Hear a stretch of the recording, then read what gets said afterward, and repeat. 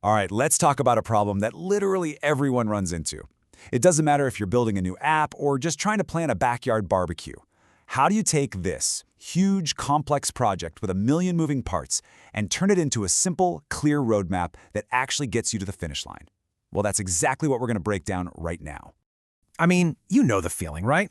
You've got this massive to-do list, deadlines are just looming, different people are all waiting on each other to finish things.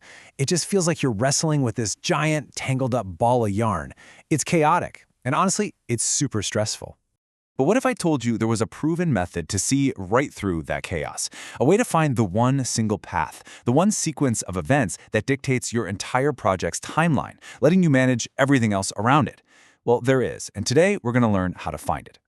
So, I want you to think of any project as a giant puzzle, and the technique we're going to use to solve it is called network analysis. Now, to make this super clear, we're not going to talk about building skyscrapers. We're going to walk through a simple, relatable project, planning and building a brand new community garden, right from scratch. Okay, so the very first thing we have to do is stop looking at our garden project as a simple to-do list. We need to start seeing it as a workflow, or what we call a network diagram. This is all about visualizing how everything connects. And to build that visual, we only need to understand two really simple building blocks. First up, we've got an activity. This is exactly what it sounds like. Any task that has to get done. You know, buying tools, preparing the soil, that kind of stuff. We show it as an arrow in our diagram. And the key thing is, every single activity takes up time and uses up resources. And the second piece is the node. Think of this as a milestone. It's a little circle on our map that basically just marks a point in time. It's the beginning or the end of an activity. It doesn't take any time itself. It's just a marker that says, hey, task A is officially done. Now we can start task B. Okay, now here is where the magic really starts to happen. The whole reason we're drawing this map is to show dependencies. See, some tasks, like buying seeds or designing the garden layout, you can pretty much do those whenever. But other tasks, nope, they are locked in a sequence. You absolutely, positively cannot plant seeds until you've bought them. It's impossible. And you can't install the irrigation system before you've actually built the planter boxes. It's that simple logic that forms the backbone of our project map. So, we build our diagram one step at a time. We start with the tasks that can begin right away, no waiting. Then, we just connect the dots, drawing arrows for the tasks that depend on those first ones, creating this logical flow. We add a little number to each arrow for how long we think it'll take. In our case, we'll use weeks. And then we just make sure all the paths flow from one single starting point to one single finish line. So now that we have our map, we're ready to uncover the single most important piece of information for our whole project.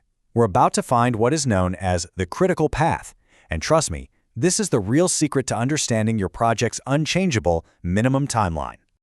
Now here's the main idea, and I'll admit it sounds a little weird at first. The longest path of tasks determines the shortest time the project can be completed. I know, kind of backward, right? But think of it this way. Imagine you have 3 different assembly lines working at once. The whole job isn't done until the slowest assembly line finishes its work. That longest, slowest sequence of tasks, that's your bottleneck. That's what sets the pace for everyone. So, if we look at our community garden map, we can trace every possible route from start to finish. One path of activities adds up to 16 weeks. Cool. Another one takes 19. Another one, 22 weeks. But then we find it, the longest possible chain of dependent tasks. In this case, it's activity A, which leads to B, then to E, and finally to H. And that total duration is 23 weeks. That's our longest path. And that path right there, A to B to E to H, that is our critical path. These specific jobs are the ones that directly control the project's finish date. Every other task has some flexibility, but these ones, not a chance. So what does this all mean? It means 23 weeks. That's the number. No matter how fast we get other tasks done, our little garden project cannot possibly be finished in less than 23 weeks. That becomes our hard deadline, and it's dictated by that longest chain of essential tasks. Okay, but what about all those other paths? You know, the one that only took 16 weeks or the 19-week one? Well, this is where a good project manager earns their paycheck. This is where we find the wiggle room, using a powerful little concept called float. Float, which you're sometimes hear called slack, is really just a fancy word for spare time. It's the cushion a specific task has. It tells you exactly how long a task can be delayed or how long it can run over without pushing back that final 23-week deadline for the entire project. And now we get to the most important rule in this entire system. You ready? By their very definition, every single activity on the critical path has exactly 0 float. Not a day, not an hour, 0. And that's why we call them critical. If one of those tasks gets delayed by just 1 day, the entire project gets delayed by 1 day. Period. There's no buffer, there's no safety net. As a manager, this is like a giant flashing neon sign telling you exactly where you need to focus all of your attention. So let's bring this all home. We started with just a confusing jumble of tasks for our garden. We mapped them out, we found the longest path, and we figured out which tasks had some wiggle room and which had none. But why does any of this actually matter in the real world?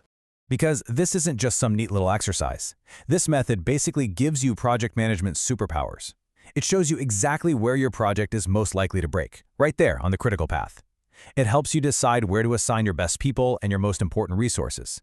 It lets you predict a finish date with actual confidence. In short, it gives you the clarity to take that mess of chaos and turn it into a logical, actionable roadmap. And that's the real takeaway here. This way of thinking isn't just for massive construction projects. It applies to launching a new business, planning a wedding, even just hitting a personal fitness goal.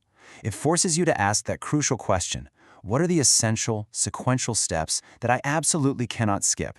Because everything else is just details. So think about it. For your next big goal, what's the critical path?